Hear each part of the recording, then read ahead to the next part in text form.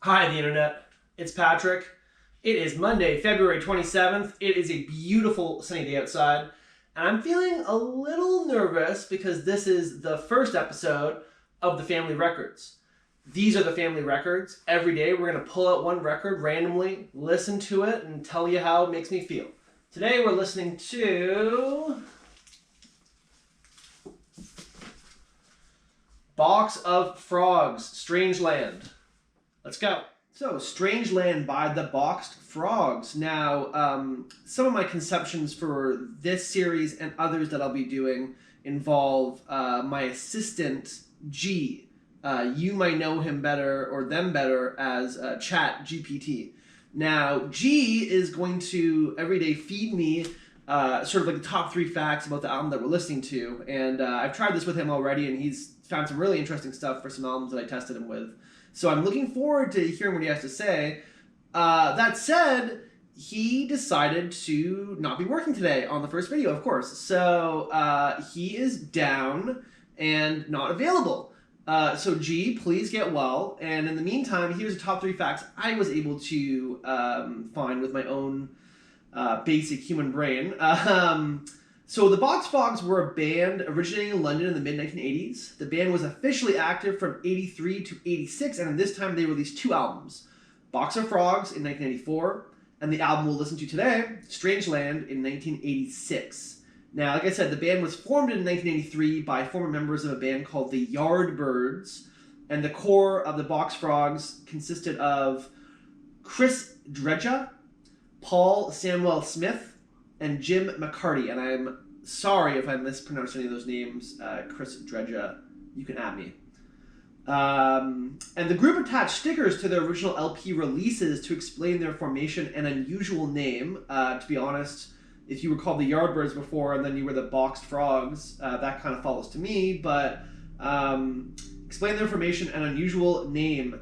Without reading that whole sticker, which it is available on their YouTube, or their Wikipedia page, excuse me, if you want to read it for yourself. But basically it alludes to how during the recordings for the group, old friends of theirs would jump into the sessions, and that's where they came up with the name Box Frogs.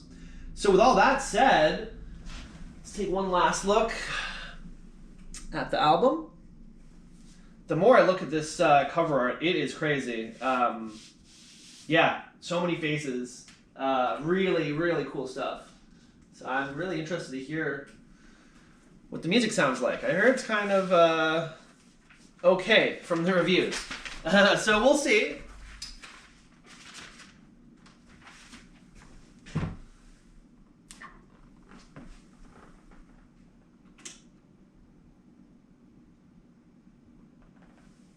Here we go.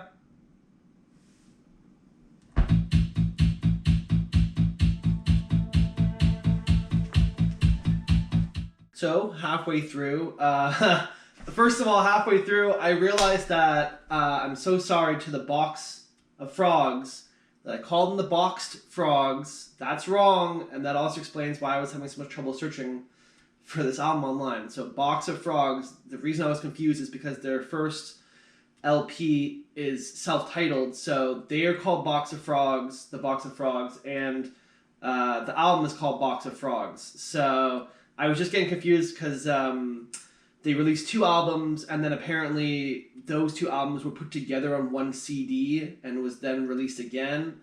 So when I was looking for Strangeland, the Boxed Frogs, it kept showing up the 2 albums together, Box of Frogs, Strangeland, and I was getting confused anyway. So just wanted to clear that up. It is Box of Frogs. The album is Strangeland. That was the first half. Pretty cool album. It's interesting.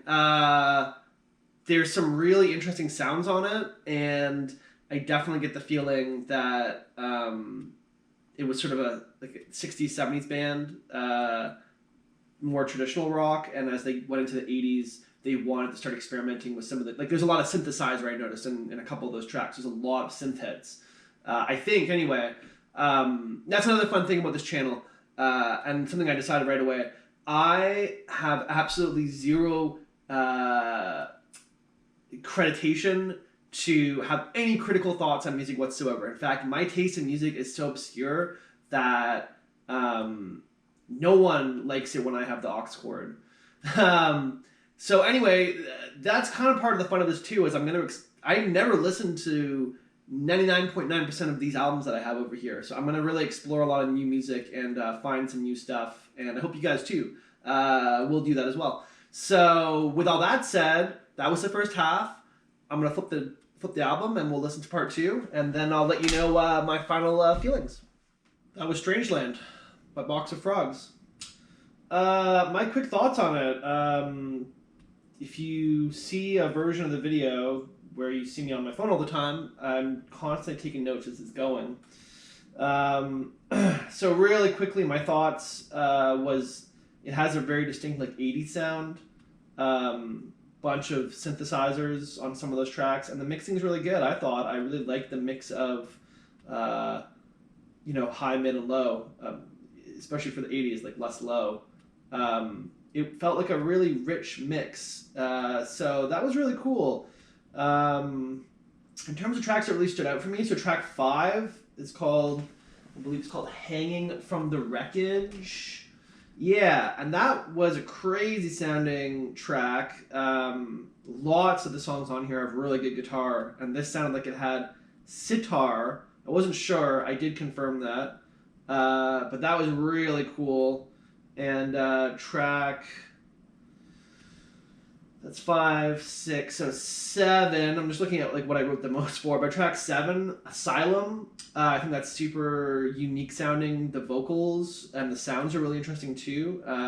It sounds like, and it's the same kind of thing. I believe that was on track 5 too. No, it was the third track, Average, which I thought was kind of average, but they have this great phone call part in the middle with this distorted voice on it, and yeah, I really like some of those audio experiments that they were doing on this album. And like I said, it feels very 80s in terms of that